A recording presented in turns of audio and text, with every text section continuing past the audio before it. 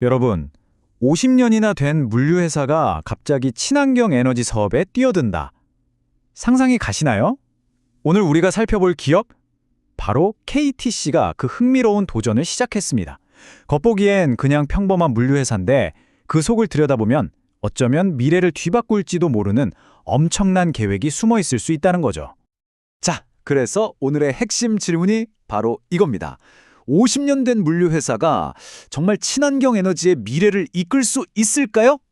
과연 이 낡은 인프라 기업의 대담한 변신 성공할 수 있을지 우리 같이 한번 그 가능성을 꼼꼼하게 따져보자고요. KCTC의 미래를 이야기하려면요. 일단 이 회사가 걸어온 길부터 봐야겠죠. 반세기, 정말 긴 시간입니다. 보시면 아시겠지만 수십 년 동안 정말 꾸준하게 안정적으로 산업을 해온 기업이에요. 그런데 말이죠. 바로 2024년 이 회사가 모두를 깜짝 놀라게 할 만한 아주 극적인 방향 전환을 선언하게 됩니다. 아니, 그럼 대체 무슨 백으로 이런 대담한 도전을 하는 걸까요? 그 힘이 어디서 나오는지 궁금하시죠? 그건 바로 50년 동안 차곡차곡 쌓아올린 절대 흔들리지 않는 이 회사의 기반, 바로 핵심 물류 사업에서 나옵니다. 보세요. KCTC의 네트워크가 전국 항만이랑 내륙을 거미줄처럼 촘촘하게 연결하고 있잖아요. 이게 그냥 물건 나르는 회사가 아니라는 뜻입니다. 대한민국 수출입 물류가 막힘없이 굴러가게 하는 말 그대로 핵심 동맥 같은 역할을 하고 있다는 거죠. 자, 이 표를 보시면 KCTC가 왜 안정적인지 딱 보입니다. 삼자 물류랑 운송 사업, 이 두 개가 거의 50대 50 황금 비율로 매출을 딱 나눠 갖고 있죠. 한쪽에 쏠리지 않고 이렇게 균형이 잘 잡혀 있으니까 이게 바로 새로운 사업에 뛰어들 수 있는 든든한 총알, 즉 현금을 만들어주는 겁니다. 결국 핵심은 딱 이거예요. KCTC는요, 부산항 컨테이너 터미널 같은 한번 딱 쥐면 다른 사람들은 절대 넘볼 수 없는 그런 대체 불가능한 인프라를 가지고 있다는 겁니다. 이게 바로 KCTC의 가장 강력한 무기고요. 또 우리 한번 새로운 거 해보자 할 수 있는 자신감의 원천인 거죠. 이렇게나 안정적인 기반을 가지고 있는데 KCTC는 여기서 만족하지 않았습니다.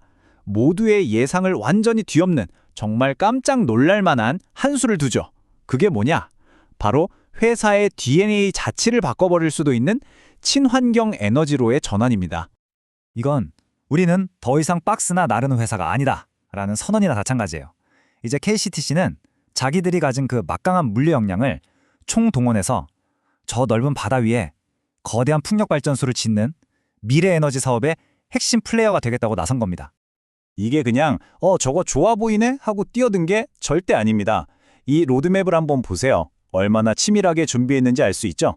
첫 단계, 철골 구조물 공사 면허. 다음, 수종 공사.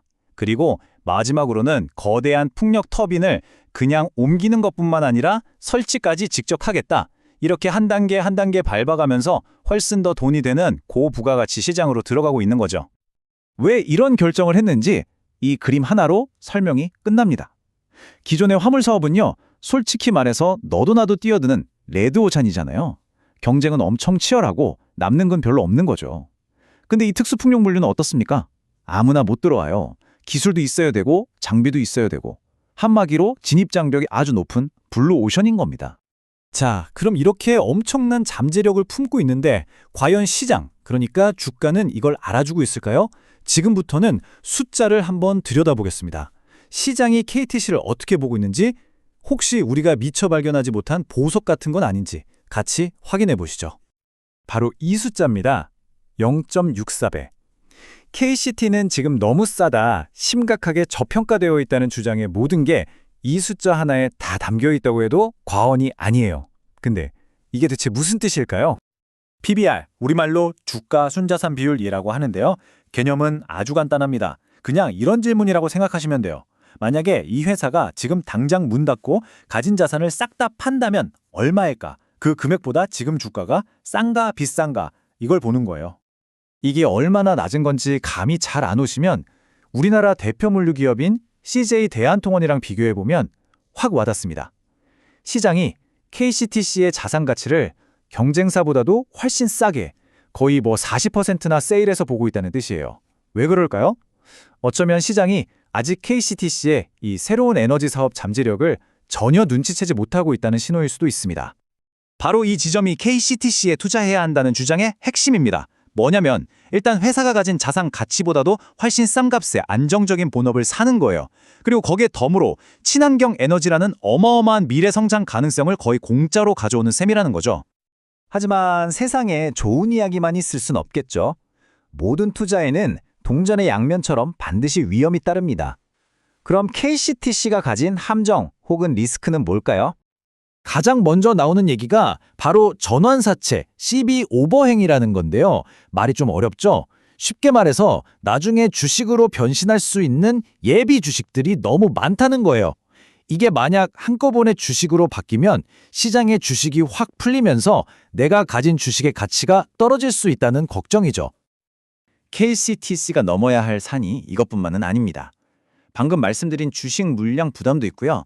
아시다시피 물류에서는 기름값이 오르면 바로 타격을 받죠.